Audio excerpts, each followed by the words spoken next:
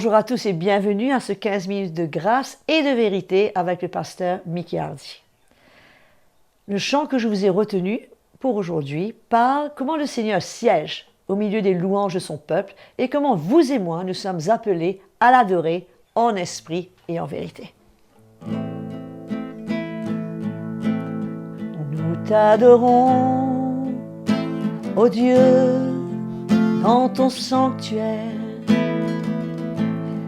en esprit et en vérité. Tu sièges au milieu de nos louanges et ta présence demeure parmi nous. Nous t'adorons en esprit et en vérité. En esprit et en vérité. Nous t'adorons, ô Dieu, dans ton sanctuaire, en esprit et en vérité. Tu sièges au milieu de nos louanges et ta présence demeure parmi nous. Nous t'adorons en esprit et en vérité. En esprit et en vérité. En esprit et en vérité.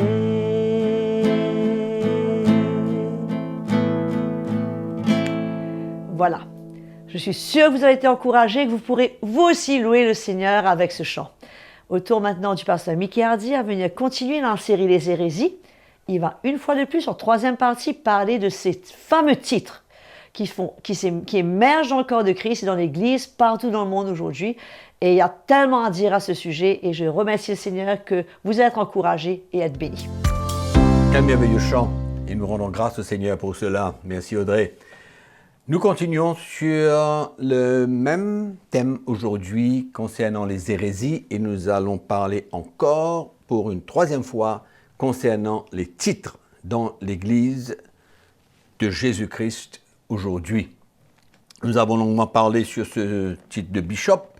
Aujourd'hui, nous allons essayer de terminer là-dessus et parler sur un autre titre que nous allons découvrir. Alléluia.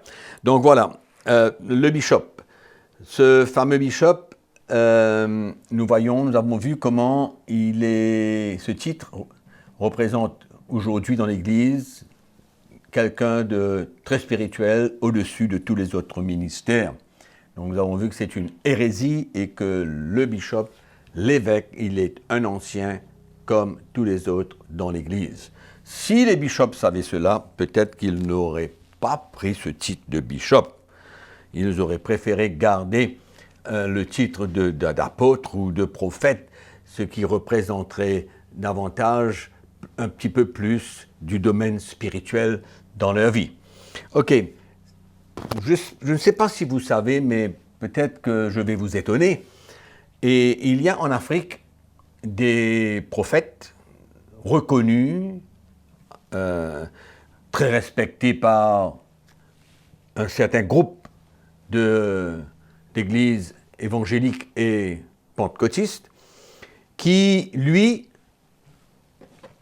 offre aux différents pasteurs de leur donner un certificat de bishop à condition qu'ils lui donnent $500 américains. Extraordinaire. Ça, c'est vraiment, vraiment étonnant. Et je vais vous lire un texte dans les Actes des Apôtres au chapitre 8. On ne peut pas acheter l'appel de Dieu dans notre vie. On ne peut pas acheter un titre d'aucune manière. Verset 18, chapitre 8, le livre des Actes des Apôtres. Lorsque Simon vit que le Saint-Esprit était donné par l'imposition des mains des apôtres, il leur offrit de l'argent. en disant « Accordez-moi aussi ce pouvoir, afin que celui à qui j'imposerai les mains reçoive le Saint-Esprit. » Mais Pierre lui dit « Que ton argent périsse avec toi, puisque tu as cru que le don de Dieu s'acquérait à prix d'argent.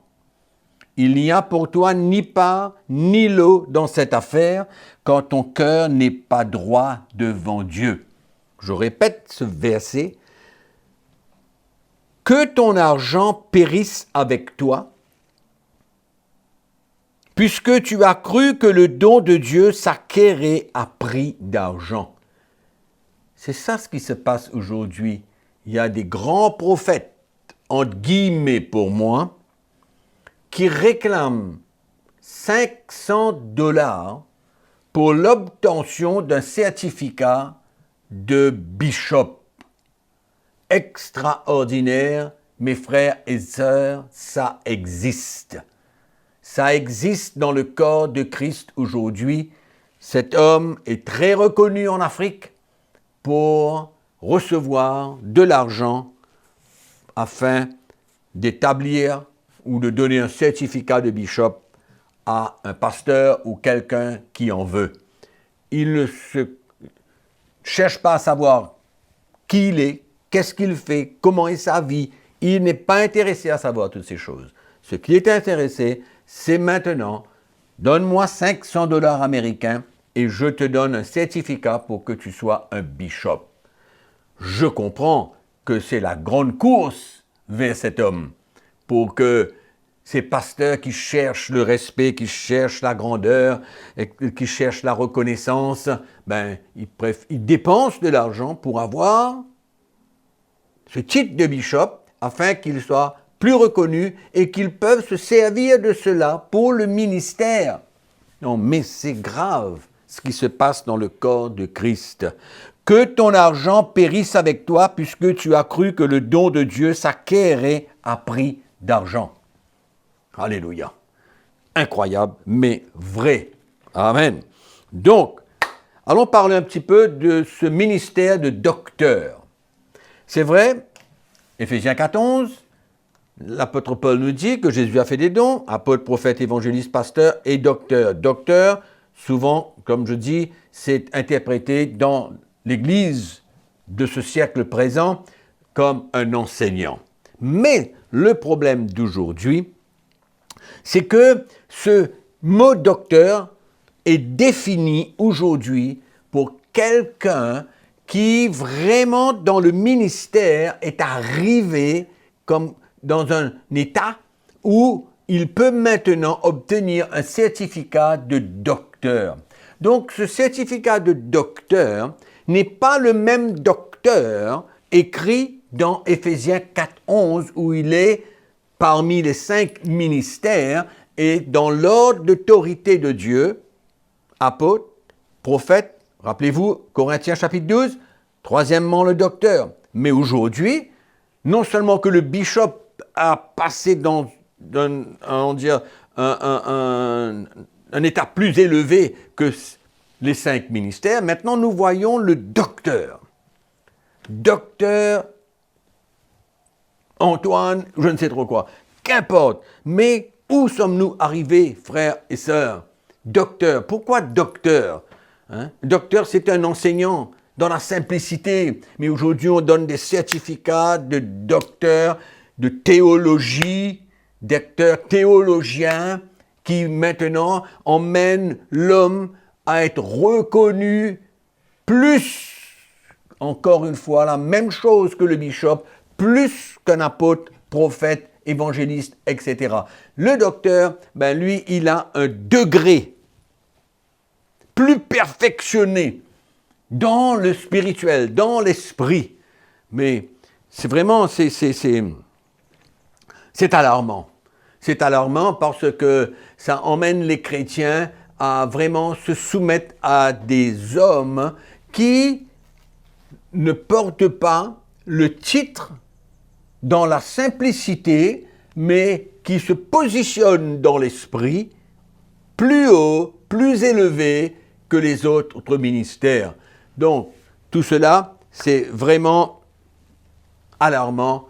Et c'est pourquoi mon intérêt pour vous parler de ces titres, c'est que vous soyez concernés et que vous ne tombez pas dans le piège de tous ces fameux titres de docteur, de bishop, et en même temps, toutes ces femmes pasteurs, femmes prophétesses, femmes apôtres, etc., et tout même les hommes apôtres, prophètes, qui n'ont pas ce ministère, mais qui se sont établis là-dedans. Donc, c'est vraiment, vraiment important pour le chrétien de comprendre aujourd'hui, ce qui se passe dans l'Église. Et je veux terminer cette session sur les titres en vous lisant dans Timothée. Dans 1 Timothée, chapitre 5, le verset 17. Paul dit que les anciens qui dirigent bien soient jugés dignes d'un double honneur, surtout ceux qui travaillent à la prédication et à l'enseignement. Donc Paul parle des anciens ici. Il parle des anciens, ça inclut tous les ministères. Apôtres, prophètes, évangélistes, pasteurs, enseignants ou docteurs. Ça inclut tous. Et Paul vient faire la différence maintenant entre ceux qui dirigent bien, soient jugés dignes d'un double honneur, surtout ceux qui travaillent à la prédication et à l'enseignement. C'est là où Paul fait la différence entre un ancien qui, vraiment, est appelé pour paître le troupeau de Dieu, pour veiller sur le troupeau de Dieu, pour garder le troupeau de Dieu, pour s'occuper du troupeau de Dieu, et l'ancien qui, lui, fait partie des 5 ministères, apôtres, prophètes, évangélistes, pasteurs et enseignants. Il faut comprendre cela. Et il ne faut pas avoir peur ni honte de s'appeler un ancien de l'Église. Non. Mais aujourd'hui, le mot ancien, il est diminué dans l'Église. Et il y a d'autres ministères, bishops, docteurs, etc., qui prennent la place de l'ancien en tant que ministère établi par Jésus dans son Église pour diriger l'Église et pour enseigner le peuple de Dieu et pour emmener le peuple de Dieu à la perfection. Amen. À la perfection. Allons voir comment Pierre s'appelait. 1 Pierre chapitre 5. Je vais conclure ce dossier sur les titres. 1 Pierre chapitre 5, nous lisons au verset 1. Voici les exhortations que j'adresse aux anciens, qui sont parmi vous, moi, ancien, comme eux. Donc l'apôtre Pierre se considère un ancien, bien qu'il soit un apôtre. Amen. Bien qu'il soit un apôtre, il se considère comme ancien. Pourquoi? Parce qu'il comprend, comme Paul a dit à Timothée, que nous avons lu tout à l'heure, que c'est un homme qui dirige bien, qui doit être jugé digne d'un double honneur. Pourquoi? Parce qu'il travaille à la prédication et à l'enseignement, et il y a cette autorité dans l'esprit que le Seigneur lui donne, Pierre, comme apôtre, pour pouvoir faire l'œuvre du ministère. Donc, Pierre se considère comme un ancien, malgré qu'il soit un apôtre. Jean, de la même manière, dans la 2e épître de Jean, le verset 1, comment ça commence? L'ancien, à Kyria, l'élu et à ses enfants. L'ancien. L'apôtre Jean se considère comme un ancien. En 3e épître, le verset 1, l'ancien à Gaius, le bien-aimé que j'aime dans la vérité. Ni Jean, ni Pierre, ni aucun de ces serviteurs de Dieu dans la première Église et dans le temps de la première Église n'avaient honte, ils n'avaient pas honte de s'appeler un ancien. Mais aujourd'hui, le mot ancien est diminué et ce sont d'autres ministères qui sont en train de s'épanouir, entre guillemets, et qui représentent l'autorité de Dieu davantage, l'homme beaucoup plus spirituel que les apôtres, prophètes, évangélistes, pasteurs et enseignants. L'Église a besoin de retrouver l'ordre de Dieu. L'ordre établi par Dieu, ce que Jésus a fait comme don, et que l'Église le reconnaisse, et que l'Église ne reconnaisse pas ces ministères qui représentent, entre guillemets, une autorité plus élevée que les autres ministères établis par Jésus. Je vous quitte là-dessus et je vous retrouve la prochaine fois. Et entre-temps, soyez bénis et que la grâce du Seigneur soit toujours avec vous. Amen. Nous voilà arrivés à la fin de ces 3 parties concernant les titres dans l'Église. Et comme la parole de Dieu nous le dit clairement, nous entendons la vérité et elle va nous rendre libres. Et je suis sûre que c'est le cas pour plusieurs d'entre vous. C'est pour cela que je vous encourage, continuez à le partager, continuez à vous nous écrire, continuez à écouter ces programmes, à vous abonner à notre page CTMI et surtout à nous écrire vos suggestions, vos questions, vos témoignages. Restez en contact. Et surtout, ne manquez pas la prochaine session avec le pasteur Mickey Hardy qui va continuer dans ce 15 minutes de grâce et de vérité. Jusque-là, que le Seigneur vous bénisse et surtout, continuez à le servir de tout votre cœur.